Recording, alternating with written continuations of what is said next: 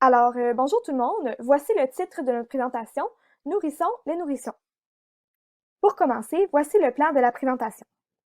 Pour ce qui est de l'introduction, la thématique de notre présentation porte sur l'alimentation du nourrisson dans les 6 premiers mois de vie. Les clientèles impliquées sont les mères et les nourrissons jusqu'à leurs 6 premiers mois de vie. Pour ce qui concerne le sujet de notre présentation, il porte plus particulièrement sur l'introduction de la nourriture solide chez les nourrissons en relation avec les caractéristiques de la mère et du nourrisson. Enfin, notre problématique est reliée au fait que l'introduction de la nourriture solide chez les nourrissons au Royaume-Uni se fait plutôt que selon les lignes directrices émises par l'OMS et les départements de la santé du Royaume-Uni. Les recommandations précisent en effet qu'un nourrisson doit être nourri au lait maternel exclusivement jusqu'à ses 6 mois et seulement 1% des mères respectent ces recommandations. Ainsi, une corrélation entre une courte période d'allaitement, l'introduction hâtive des aliments solides et le gain pondéral chez les enfants a été soulevée par la littérature. Il a également été relevé que l'obésité chez les enfants représente un des défis majeurs de la santé publique de ce siècle, d'où l'importance de prévenir sa prévalence. Finalement, la période d'introduction des aliments solides peut être problématique chez certains enfants, de là l'importance d'y accorder une attention particulière. Nos objectifs de la présentation sont donc de vous informer quant aux différents facteurs, soit personnels, occupationnels ou environnementaux, influençant l'âge d'introduction des aliments solides chez les nourrissons, menant ainsi au non-respect des recommandations de l'OMS et du département de la santé au Royaume-Uni. Notre deuxième objectif est de vous présenter le rôle de l'ergothérapeute pour promouvoir les meilleures pratiques en termes d'alimentation pour les nourrissons dans les 6 premiers mois de vie. Passons maintenant au résumé de notre article attribué, qui s'intitule The Infant Temperament, Maternal Feeding Behaviors and the Timing of Solid Food Introduction. Tout d'abord, nous allons aborder la clientèle et les objectifs de l'étude. Cette étude est inscrite dans une étude longitudinale de plus grande portée au sujet de l'alimentation des nourrissons en général. Elle a été réalisée au Royaume-Uni et a été publiée en 2019. Cette portion de l'étude longitudinale, soit notre article étudié, visait à explorer les corrélations qui existent entre certains comportements et croyances de la mère, de même que des réactions du nourrisson en contexte d'alimentation. La clientèle est constituée de 81 femmes ayant un âge moyen de 29,42 ans et un écart type de 5,87 ans. Ces femmes ont eu une maternité à faible risque au Birmingham Women's Hospital au Royaume-Uni. Les mères retenues savaient lire et écrire en anglais. 72 nourrissons ont ensuite été retenus pour l'analyse de données, dont 45 garçons et 36 filles. 10% d'entre eux ont utilisé des aliments solides avant l'entrevue des 3 mois postnataux. Les enfants prématurés, c'est-à-dire nés avant la 36e semaine de gestation, et les nourrissons étant petits selon leur âge gestationnel, ont été exclus de cette étude. Maintenant, en ce qui concerne la méthodologie, 287 femmes ont été approchées à l'hôpital Birmingham, dans l'unité de naissance à bas risque. De ces femmes approchées, 81 ont accepté d'être visitées à la maison, donc de participer à la présente étude. Les prises de données ont été faites à 1 semaine, 3 mois et 6 mois après l'accouchement, et à chacune de ces prises de données, des informations sur l'alimentation ainsi que les symptômes de dépression postnatale ont été recueillis. À la première semaine, une prise de données démographiques des nourrissons et des mères a été faite. À 3 mois, une entrevue téléphonique a été faite avec les parents concernant les comportements décrits dans The Infant Feeding Style Questionnaire. Ce questionnaire évalue le style alimentaire adopté par les parents pour nourrir leurs nourrissons. C'est une échelle pour coter le comportement à l'alimentation. Le questionnaire a été modifié pour avoir des réponses concernant la période pour laquelle l'enfant a été nourri exclusivement au lait maternel. Pour continuer, à 6 mois, plusieurs données ont été recueillies à l'aide de différentes méthodes. Tout d'abord, par de l'observation au domicile des participants, sur la manière d'alimenter le nourrisson avec des aliments solides. La prise du repas a été filmée afin de coter le comportement maternel et l'échelle Feeding Interaction Scale a été utilisée pour les coter. Cette échelle permet d'évaluer les interactions mère-nourrisson pendant l'alimentation et de dépister les problèmes de l'alimentation. Ensuite, un questionnaire auto-administré par la mère a été complété sur la perception du tempérament du nourrisson, The Infant Behavior Questionnaire Revised. Des mesures avec des coefficients alpha de Cronbach ont été utilisées par la suite. La dépression postnatale, quant à elle, a été évaluée en tant que potentielle covariation est traitée comme une variable continue pendant l'étude par The Edinburgh Postnatal Depression Scale. Cette échelle permet de dépister si la mère souffre potentiellement d'une dépression postnatale. Par la suite, l'analyse des données recueillies a été faite à l'aide d'un logiciel statistique, soit le l'IBM SPS6 V24. Un coefficient de corrélation de Pearson a ensuite été utilisé pour évaluer les corrélations entre les variables démographiques et l'âge de l'introduction de la nourriture solide. De plus, les corrélations ont été étudiées entre l'âge d'introduction de la nourriture solide et le tempérament de l'enfant, les comportements à l'alimentation rapportés par la mère lors de l'allaitement exclusif à 3 mois et les comportements de la mère lors de l'alimentation observée à 6 mois. Pour terminer, une analyse de régression multiple a été faite afin de prédire l'âge d'introduction à la nourriture solide. Pour faciliter votre compréhension des résultats, voici les différents styles comportementaux du parent évalués dans des Infant Feeding Style Questionnaire. Maintenant, pour ce qui est des résultats de notre étude attribuée, la majorité de l'échantillon des femmes qui nourrissaient leur nourrisson par lait maternel à 6 mois avaient un revenu élevé, un haut niveau d'éducation, puis étaient 58% blanches et britanniques. 18% ont montré des signes d'une possible dépression postnatale.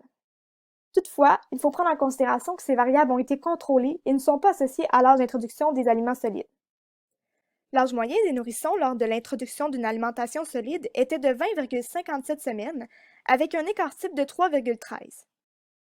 Concernant les corrélations de Pearson, l'âge d'introduction des aliments solides a été corrélé négativement avec le poids de l'enfant à la naissance et est associé positivement avec l'âge de la mère, la durée de l'allaitement et la dépression postpartum.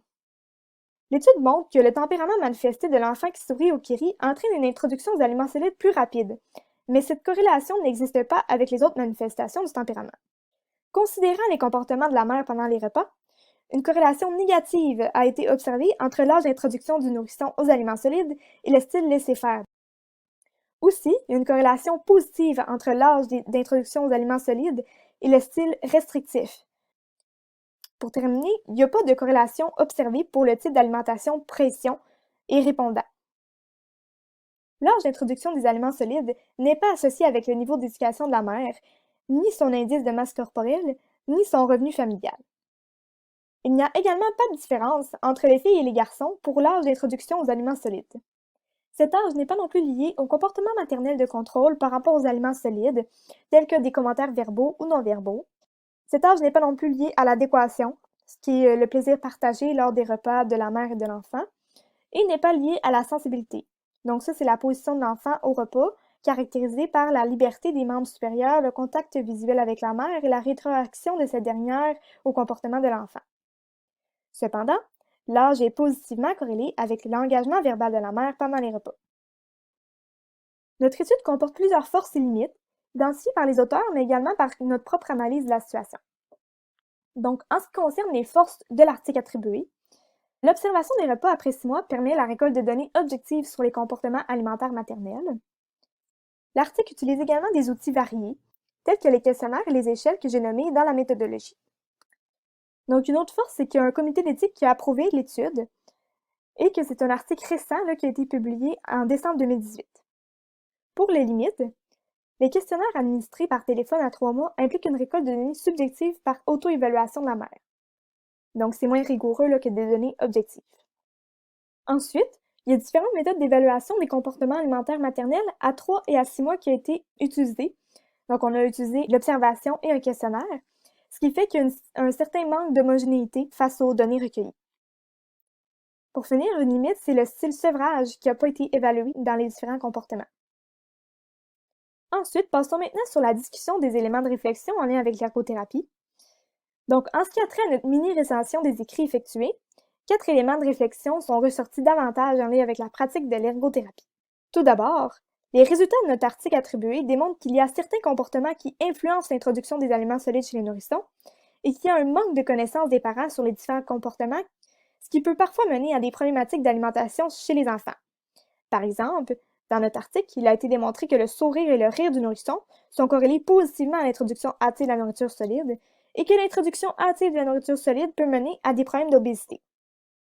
Ainsi, nous pensons qu'un premier rôle de l'ergothérapeute face à cette clientèle et cette problématique serait d'être capable de repérer ces différents comportements chez le nourrisson et chez le parent, pour ainsi enseigner aux parents les conséquences que ces comportements peuvent avoir sur la santé de leur nourrisson, ainsi que pour prévenir des problèmes d'alimentation tels que l'obésité chez l'enfant.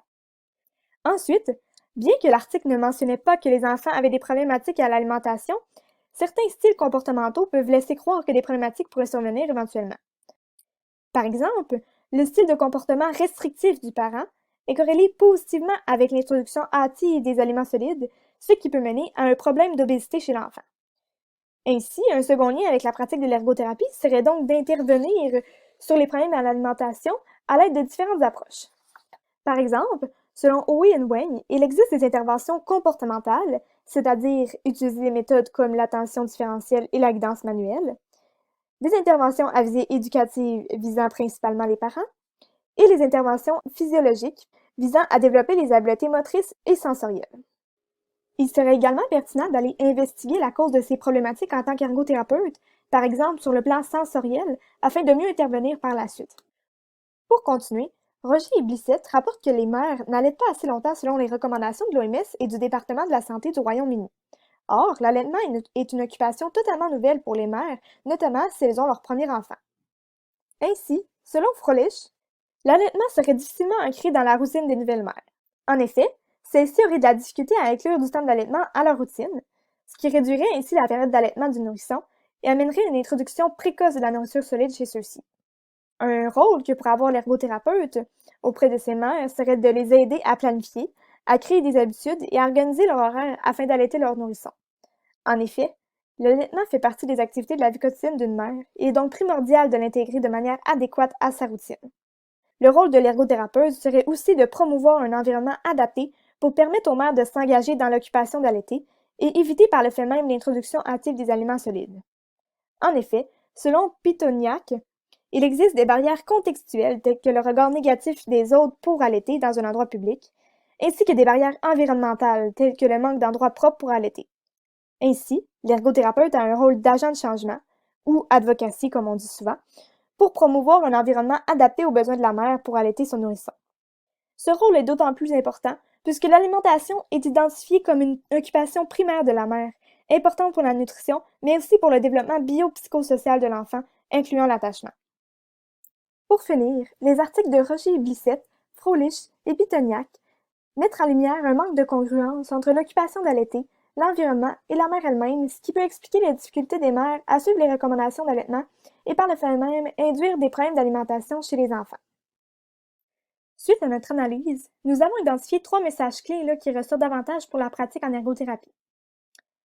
Le premier message clé serait de mettre en place des groupes pour les nouvelles mères afin de les outiller, adapter leur routine et leurs différents rôles suivant la naissance de leurs enfants. Un deuxième message clé serait d'élaborer un document d'enseignement afin de renseigner les mères sur les différents éléments et différents styles comportementaux dans le cadre de l'alimentation de leur nourrisson qui pourraient les pousser à introduire plutôt la nourriture solide. Par exemple, le poids à la naissance, l'âge de la mère, la dépression postpartum, avoir un style restrictif ou non en tant que mère, et plusieurs autres.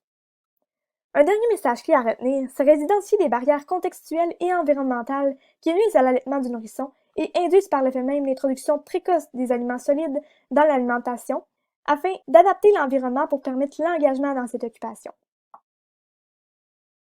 Finalement, pour conclure cette présentation, la réalisation de ce travail nous a permis de mettre en lumière qu'il y a plusieurs facteurs qui influencent l'âge d'introduction des aliments solides chez les nourrissons, comme l'âge de la mère, le temps d'allaitement et la présence d'une dépression postpartum. Donc, ces éléments seront à prendre en considération dans notre évaluation et notre intervention en ergothérapie. Nous avons également appris qu'il y a plusieurs possibilités de pratiques en ergothérapie afin de soutenir ces mères qui présentent certaines difficultés en lien avec l'alimentation du nourrisson.